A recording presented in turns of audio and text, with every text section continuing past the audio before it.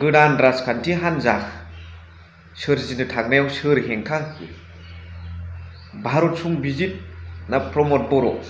दिनै XNDP United फरामनिफ्राय गावसिनि सुखु दुखु आरो रायजो राजाफोरजों बिथांमोना थास थाबोनाय हिसाबै रायजो राजाफोरनि गांनाय उखैनायखौ सुफुंनो थाखाय गोदान राजखान्थि हान्जानि जोनोम होनो नागिरदों आरो बिनि खारनखौबो फोरमायखाबाय अलरेडि डिक्लेयार।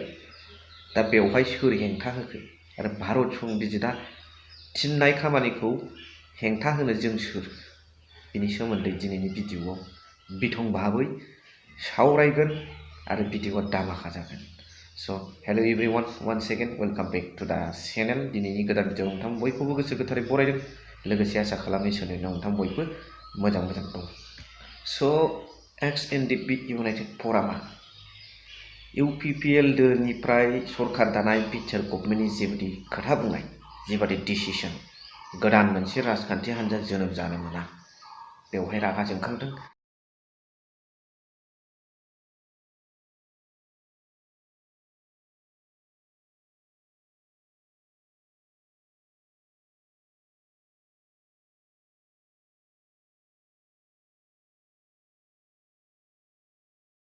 दानायनि सिगां खनसे बिजिरग्रोनाया खनसे नायग्रोनाया मोजां होननानै आं सानो आरो गोदान आफाद दानायनिफ्राय आं सानो जेबो खहा जानाय नङा। मानो होनोबाथाय जोंनियाव गोजाम आफादानो दं, जेरैहाय BPF दं, नङा होमबा, जेरैहाय कंग्रेस दं, जेरैहाय रायजल दल, बेफोरबायदि माखासे माने नेशनेल लेभेलनि जिखिनि राजखान्थि आफादफोर, नङा होमबा, बे राजखान्थि आफादानो जोंखौ UPPLखौ जेबो खहा खालामनो हायाखै।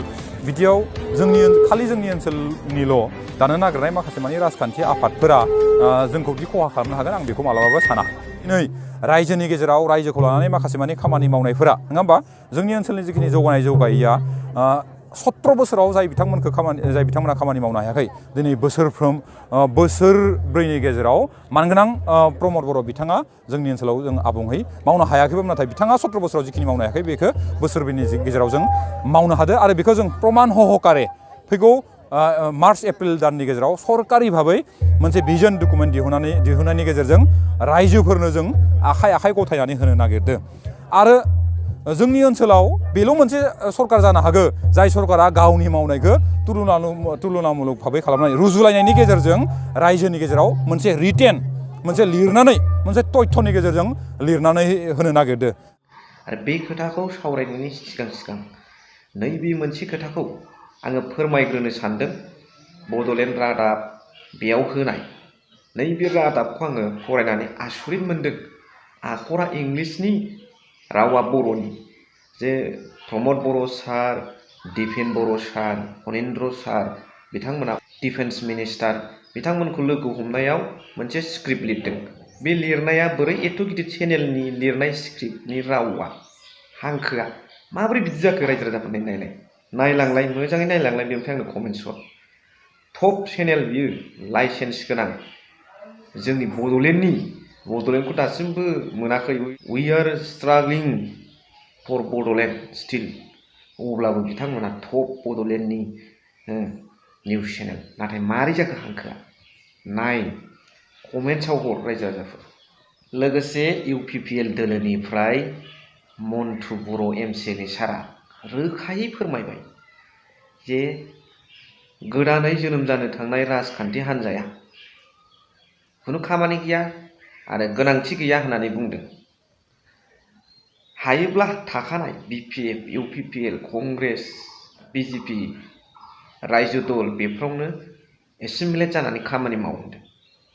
आरो बिथांनि बुंनाया राजखान्थि आफाद होनदों, नाथाय राजखान्थिया मोनसे आफाद थाया, राजखान्थिया मोनसे दोलोसो थायो। पलिटिकेल अर्गानाइजेसन्स जाया, पलिटिकेल पार्टिसो।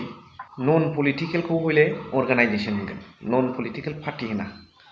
दा बेवहाय जेखि जाया मानो जों रावबो पारफेक्ट नङा। आंबो आंनि मोन्दांथि एक्सपिरियेन्सजों होनबाय, आंनाबो 100% जाथारगोन बे नङा। आं आंनि अनुभबजों बुंदों। जिहेतु आगत মই অনুভৱ পাইছিলোঁ, এই অনুভবত আধাৰত মই এই কথাটো কৈছোঁ। बेयाव जेबो साननांगौ गैया। लोगोसे XNDP बिथांमोना इउनाइटेड फरामनिफ्राय मानो दुखु मोनदों, रागा जोंदों? जे भारत संबिजितआ जों इन्डियायाव मिथियो, कनस्टिटिउसनाव लिरनाय दं, India is a country of bi party system, multi party system, single party system, सिंगलबो जानो हायो, मोननैबो जानो हायो, मोननैनिख्रुइ बांसिनबो पार्टि जानो हायो भारतआव। बेखौनो संबिजिदा एलाउ खालामदों।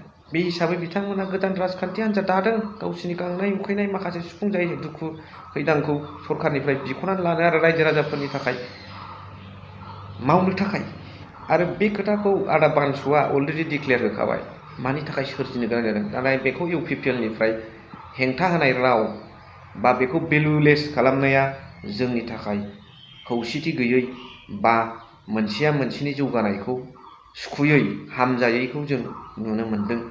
बेबादि जायोबा जों बर' रायजो राजाफोरनि गेजेराव बा जों इयुथ्सफोरनि गेजेराव मा प्रभाब गोलैगोन, मा गोहोम खोख्लैगोन जों बेखौ साननो हायो। आरो बिथांमोननि सिन्थाधाराया माबादि बेखौ जों बुजिनो हायो। लोगोसे बिथांमोना भिजन डकुमेन्ट्सखौ होनो थांगासिनो दं। 17 बोसोराव जाय खामानिखौ बिपिएफ पार्टिया मावनो हायाखै, बे खामानिखौ इउपिपिएल दोलोनिफ्राय सोरजिनाय बिटिआर सरकारा 5 बोसोराव माबादि मावनानै दिन्थिदों बेखौ बिथांमोना भिजन डकुमेन्ट्स होनो थांगासिनो दं बावैसो उनावनो। दा बे भिजन डकुमेन्ट्सखौ राननानै होगोन बिथांमोना मा मावदों। थारैनो बाथ्राया सैथो, जाय खामानिखौ 17 बोसोराव मावनो हायाखै बेखौ बिथांमोना एबेक्सन आरो डिपार्टमेन्ट्स हरनाय, जौगानाय लाबोयै, गेस्ट हाउस लुनायाव जेसेबां थाखा थांदों बेनिफ्राय रिफारिं बानायनायाव डाबल गुन बारा फैसा थांनानै फैसा जाख्ल'नाय, PMAY, अरुण'दय बायदियाव फैसा रायजो राजाफोरनिफ्राय संग्र'नानै जानाय, बेखौ मावदों। बिथांमोना बेनि भिजन डकुमेन्ट्स होगोन नामा? नंगौना नङा रायजो राजाफोर? मोनसे खोथाया ओरै, सासे रिटायार्ड अफिसार, बिराद गिदिर अफिसार, बियो डिफेन्सनियानो जानांगौमोन।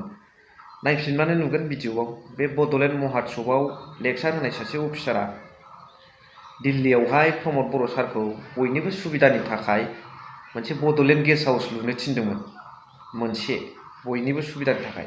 नाथाय बिथाङा दिनैसिमबो हायाखै।